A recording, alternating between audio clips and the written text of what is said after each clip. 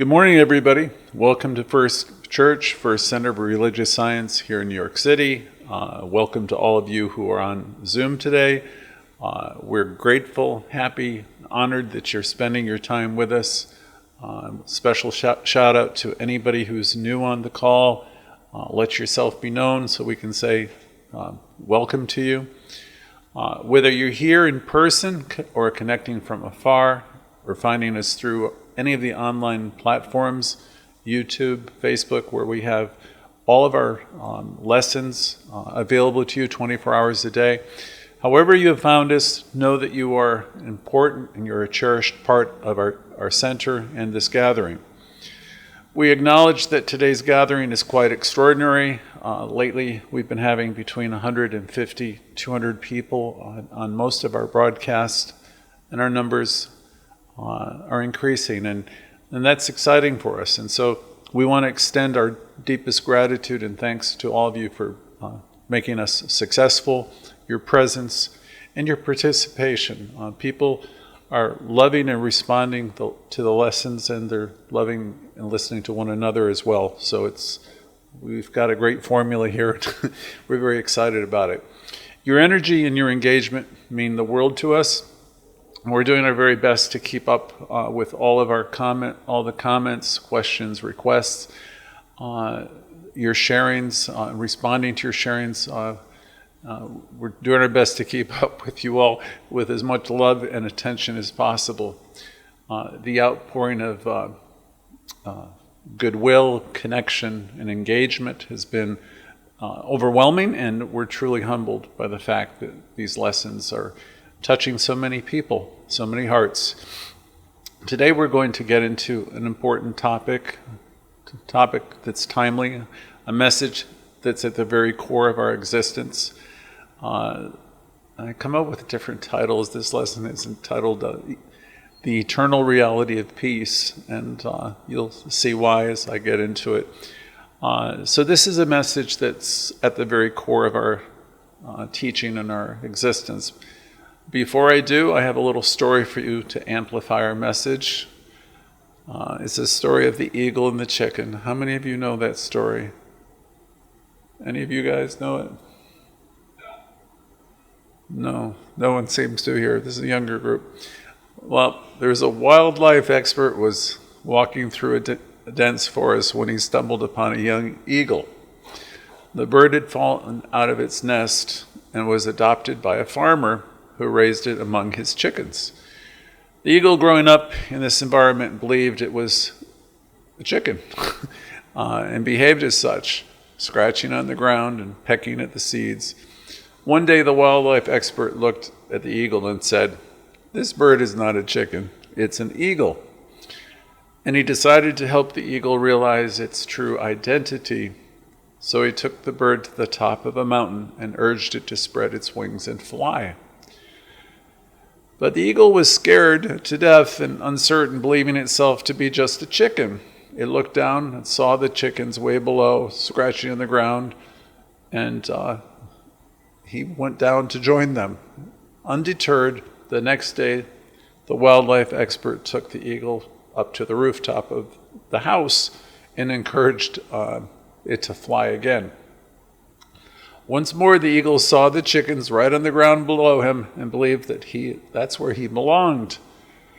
On the third day, the wildlife expert took the eagle to a high mountain where the sky was clear and the ground was far, far away. And he held the eagle up and said, "You are an eagle and you are meant to fly in the sky. Spread your wings and soar." This time, as the eagle looked around, it felt a stir within its wings. It felt the energy. It stretched its wings out and with a mighty leap took off into the sky. It soared high, realizing its true nature and potential. This is a story that reminds us that, like the eagle, we all have the potential to rise above our circumstances, to awaken to our true nature, and to fly, and to find our own peace. Today, before we get into our topic, it's an important topic. concerning peace, the reality of peace. Our talk title is actually The Eternal Reality of Peace.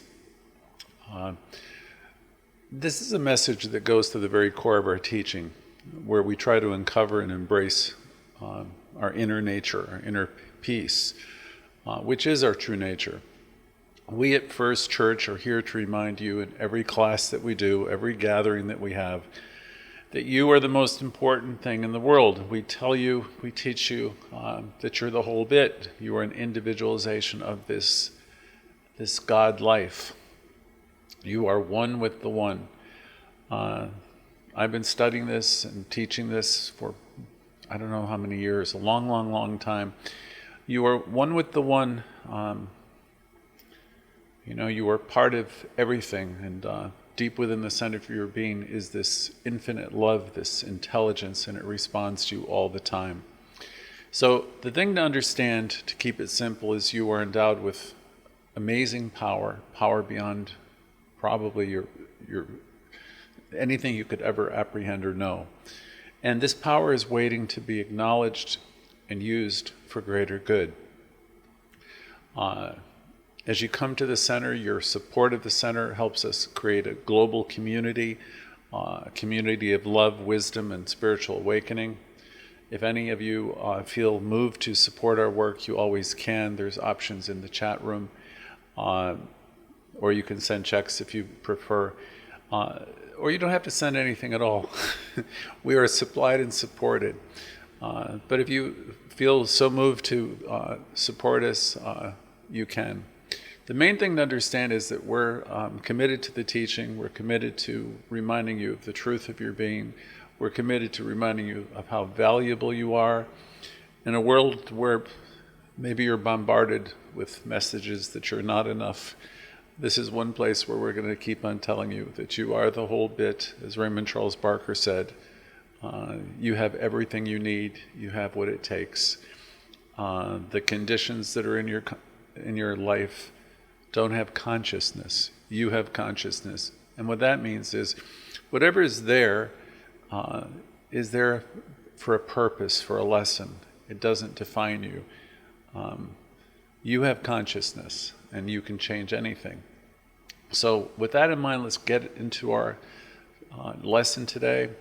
This is about your journey, your personal engagement with life, with the Spirit. These are the important things to be talking about. I remember being moved when I was younger with a story of Jesus when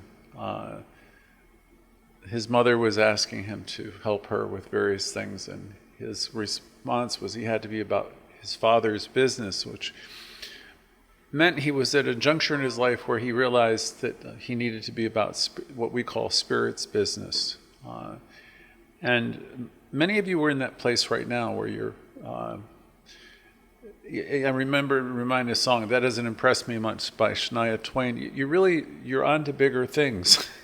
So with that being said, when you come into this teaching, we realize that we have this conversation. It's a conversation that matters. Our life and our conversation is being reflected everywhere in our world. So let's step into this important lesson today, filled with gratitude, love, and excitement of our spiritual exploration. Today I'm going to be exploring the idea, first of all, that we have this divine nature. Whatever God is or Spirit is, we are. We live in it, we move in it, we have our being in it. So we're also going to be talking about peace. It's an important subject right about now. It's always important. Today we gather to embark on this journey, a journey towards understanding and realizing the profound divinity that resides within each and every one of us. So first you can say to yourself, I am the one. I am the one I've been waiting for. And you might think of, I am one with the Father.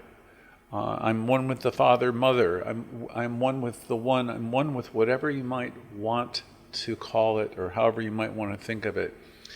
You are an individualization of that essence, that energy, that creative intelligence. You see, I've learned that you can call it many, many, many, many things. and it doesn't matter. The thing that matters is to realize that you're not a mistake, you're important, you're an integral part of the whole, whatever it is you are. Our exploration today may resonate with timeless spiritual wisdom from various traditions, and it's designed to speak to the heart of our shared experience. In the heart of every spiritual tradition, every one of them, there's always a call to awaken. It's a call to remember our true nature, our true selves beyond the physical and the temporal.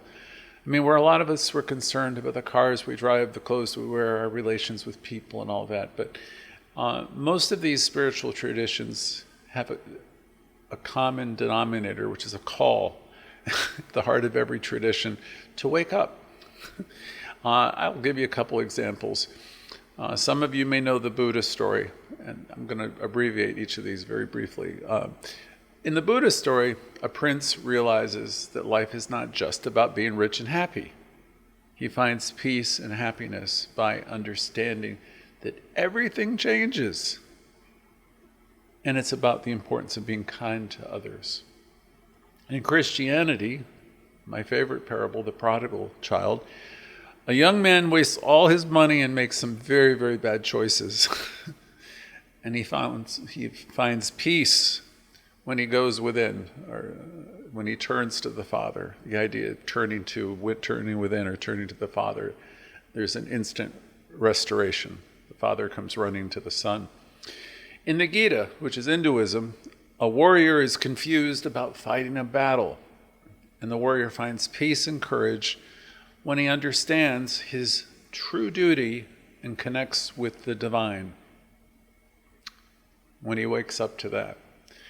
In Sufism, which we're also fond of quoting through Rumi, a religious teacher learns about love and the divine in a deeper way through a new friend, finding peace and writing beautiful poems. In the Tao, an ancient book teaches that peace comes from living in harmony with the way things naturally are, and understanding that we're all connected to something greater. So that's the awakening there. And in Judaism, there's several, but I'll pick one. You might recall Jacob's ladder. In a dream, Jacob sees a ladder from earth to heaven. And as I recall, there he is, he's in earth, and he notices that there are angels ascending and descending. And when he awakens from the dream, he realizes Spirit, or the Lord, is in this very place here on earth, and he wasn't aware of that before. So this highlights the Jewish understanding that a deeper connection to God can be found in our immediate surroundings. Each tradition I mentioned emphasizes awakening, and remembering our true selves. Awakening and remembering our true selves to find peace. So we have to find our authentic selves to find peace. Today we're here to respond to that call, the call of spirit, where we delve deeper into our inner connection with the infinite, and to recognize ourselves as expressions of divine energy in human form. So I'd like to have you each think of yourself as an expression of divine energy in human form. Can you imagine yourself as such? I am one with the one. I am an expression of divine energy in my human form, right here, right now. I can imagine some of you going to your mirrors saying, I am an expression of divine energy. And it's true, you are. Everyone here today are on a spiritual journey, whether we are aware of it or not. And as we navigate this earthly journey, please remember that our essence is not confined by time and space. So you think you're here and it might be so many years old and you look like this and you look like that. Please understand that your essence is not confined by time and space. Each of us are spiritual beings living here with an opportunity to learn, to grow, to stretch, and rediscover our connection to something much larger than ourselves. A connection to a boundless energy that encompasses and connects all of us. So let's approach today's exploration, today's lesson, with open hearts and minds, with curiosity and ready to embrace the profound truth of our existence. And let's plug in and reconnect with peace and serenity that is our natural state. Again, let's plug in, let's get connected and realize that peace and serenity is our natural state. I remember loving a line from the Course in Miracles years ago, which was, "The peace of God is my one goal, my purpose, my function, and my life." And in the Course it asks us, what would you put before that? And the answer, of course, would be nothing, nothing. So let that be our goal. Let us reconnect with the peace and serenity that is our natural state. We affirm that we are one with this source, Father, Mother, energy, whatever and however you might want to think of it. We are one with the one. We affirm that each of us are integral parts of it. Together, today, we are uncovering the paths that lead us back to our divine home, the place where we truly abide. We awaken to the truth that has always been within. In the lesson that I was referring to, the peace of spirit is my one goal, my purpose, my function in my life. And I've been thinking about that lesson for, God knows, probably 20, 25 years. You might think about it today. The peace of this energy is your one goal, your purpose, your function. That's what you really are. You're a spiritual being having a human experience. So let us go deeper in today's message. Let's embrace a transformative truth, making the peace of spirit to be our singular focus. It's not only a personal journey. See, this is really wonderful for us. You know, you can say to yourself, I could see peace instead of this, whatever is going on in your life. I can see harmony. I can see love. I can see wholeness instead of whatever it is that you're seeing. And the thing is, you know this teaching well enough, many of you, to know that life responds to what you do, what you see. So let's make the peace of spirit our singular focus. And this is not just a personal journey, but it's also a high calling with global ramifications. This practice, that what we do here, this commitment to inner tranquility and peace, is far more than a pathway to individual serenity. It's a real contribution to the healing of the world itself. I hear many of you talking about John Lennon's song, or the peace song rather. It all begins with me. It does. This practice of seeing the good, the God, this commitment to inner tranquility and peace is far more than a pathway to individual serenity, as I said. It's a contribution to the healing of the world itself. Imagine, if you will, a world where each person chooses peace in the face of turmoil. A world where people turn the other cheek and they don't react. Imagine that world where you could be the love in the midst of hatred. Thich Nhat Hanh and others in profound simplicity have said, Thich Nhat Hanh, I believe, taught us to stop the war when making green tea. I think it was he, but it doesn't. The idea is the thing that's important. In making green tea, I stopped the war. I remember that line from so many years ago. When we're mindfully doing anything, in his example, I think it was making green tea, you're focusing on that. This act, seemingly very small, is a revolutionary stance against the internal battles that rage within us. In that case, it was a clear declaration that peace begins with me. Peace begins with you, each of you. It begins with me. It begins with each of us. Ernest Holmes, the great luminary of religious science, empowers us with his knowledge that we hold an executive power over our minds. In so many classes, I've spoken of our executive power. We can think new thoughts. Doesn't matter what happened yesterday. Yesterday ended last night. You can think new thoughts, starting here, starting now, starting today.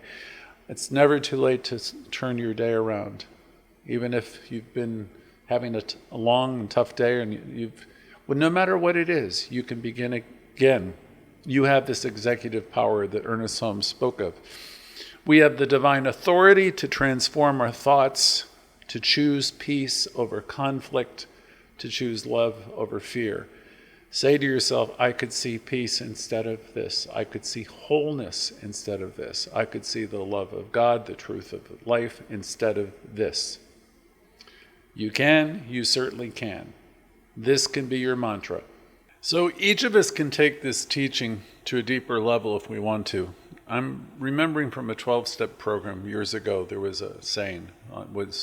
It was willingness is the key. Sometimes you're wondering, what am I doing? What could I do? Could I do anything more? And we can all do more. Having a greater desire, willingness, and a willingness is the key. Each of us can make, if we want to, a greater commitment to viewing the world through a lens of love and compassion. That's a lot of work, but we can do that if we want to.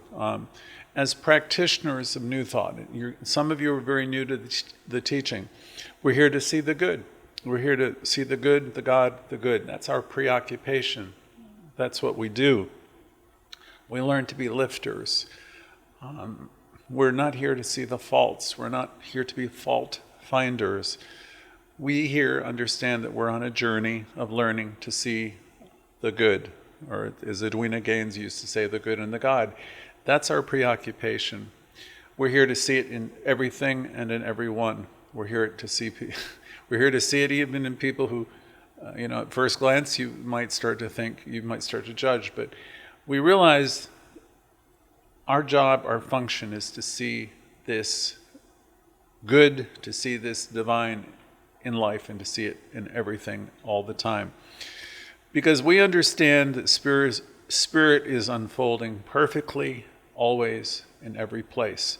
It guides us, it woos us, it guides us to recognize the divine order that's in all situations. Louise taught us the transformative power of affirmations, reminding us that as we affirm peace and positivity, we are aligning ourselves with the highest good. So this is our high calling.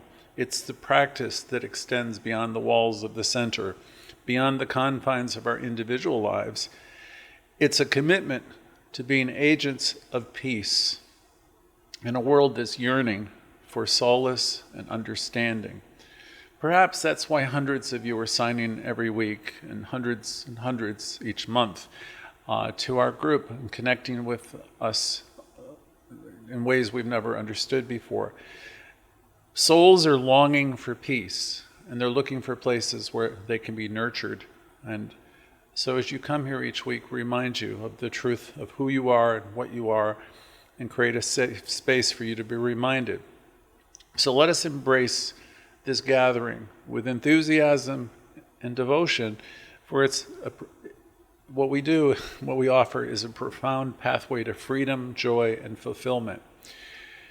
As we do this, it's a journey as we see peace and wholeness and unity, and we know that we're all in this together. As we see this, it's a journey back to our divine home, where peace reigns supreme.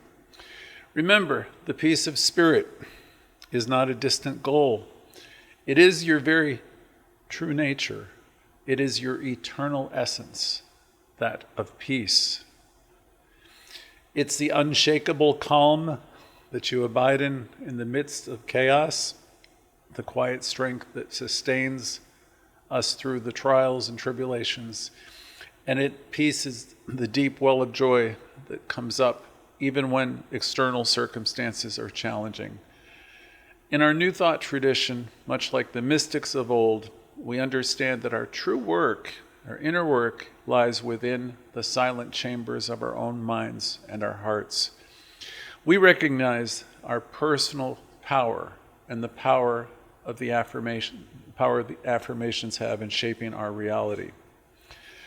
The power that we have, how our consciousness shapes our experiences in life. So let's affirm something. Let's affirm with me today, I am the peace of the world. We say this not as a lofty ideal. Again, I am the peace of the world. We say it as a living truth. When we awaken to our spiritual nature, when you realize you are as God created you, in the light, in the love, in the glory, when you realize that you are a spiritual being, an individualization of that life itself, you realize you are the peace of the world and life is depending upon you and me. We realize that we're not just seeking peace, we are peace. Our every thought, our every word, and our actions emanate from this deep well of understanding and tranquility within. This is not a peace that's dependent or contingent upon the conditions in the world, not at all. This is peace of an awakened spirit. Each of you who are on this call potentially are awakened spirits, unflappable, just pure spirit, completely aware of your divine origin and your oneness with life.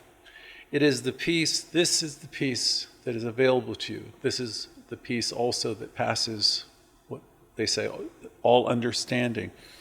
And it is in you now. It is in each and every one of us. It anchors us in a state of grace and equanimity. We are all on the same journey, every last one of us, moving towards self-realization. The journey to realize this peace is within. It's a journey without a distance. The peace that passes all understanding is here, deep in the center of your being. Whenever we take a pause, wherever we go, whenever we go there, to that inner place, it's a pilgrimage to the heart of our being. It's a homecoming to our true self. So let's go there and experience that peace within and know that it's there and it comes forth from us. Each of us in this teaching have been given such a great gift. Never, never, never take it for granted. Keep tuning in, letting yourself be reminded over and over again. When we recognize and affirm that there is this presence, this power, this love, this light within, and we go there, and we let ourselves bathe in this certainty and this beauty. Let us tread this sacred path with a degree of reverence and devotion, because as we do so, we bring peace into our own lives, into our own reality, into our memory, the reality of it. And we contribute then to the collective awakening of humanity itself. Let us try to be more committed to go there, to that place within, to that place of power and light and peace and love. Let us begin to see the good and to live the affirmative life, ever awakening to the idea that Spirit is here. Spirit is here, and Spirit is here, wherever you can think. This energy is all that there is. It's all that there ever will be. It's an internal presence, and it's alive in each and every one of us. Invite it into your awareness. Invite it in. It will guide you. When you actively are practicing this teaching, seeing it in everything and everyone, you are calm.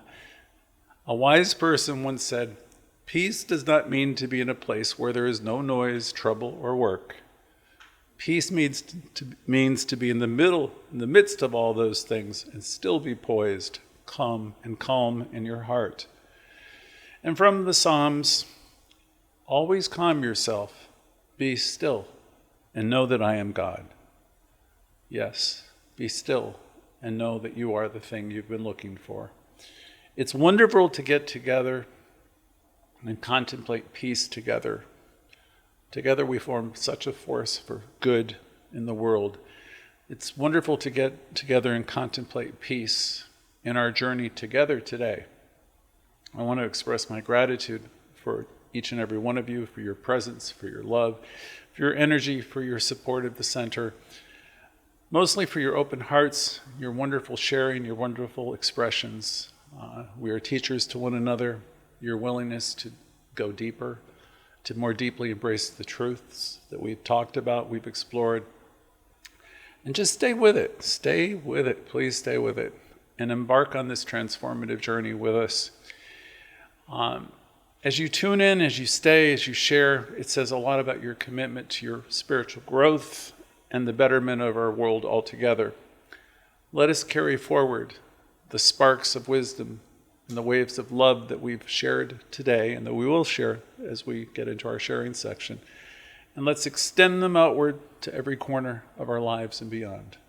Let us continue to be the bearers of peace and always seekers of truth, extenders of love, lifters rather than leaners, and the embodiments of divine love that our world so desperately needs.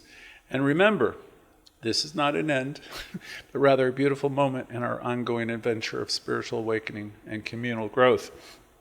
So everyone, let's move forward in joy, with joy in our hearts and peace in our minds, and always a playful spirit too. So we're ready to embrace the wonders of life and the profound beauty of our divine nature. So we're going to close today with an affirmative prayer. In this beautiful moment, with all of us together, I recognize the one infinite intelligence that permeates through all of existence. It is the source of all life, all love, and wisdom. It's endlessly expressing itself in, through, and all of creation. I declare a profound awakening within myself and within every soul that hears these words today. We open our hearts and minds to a greater realization of our inner power, knowing that we're all beautiful expressions of the divine. I recognize and realize that the spirit of peace is alive within each and every person now. Each of us are committed to extending peace. We are awakened spirits, instruments of a healing and agents of peace in this world. Our awareness is alive with the divine presence. It guides our actions and it guides our thoughts towards the highest good. I'm filled with gratitude now as I acknowledge the presence of the divine within each of us, working through us to bring about healing, peace, and love. I'm thankful for the awareness that comes from this teaching. Every action that we take is infused with grace and power. With a heart full of faith and love, I release my words into the law of mind, knowing and trusting that they go forth to create healing, to create peace, and the transformation of our lives and the world. I am at peace, knowing that all is well, and so it is.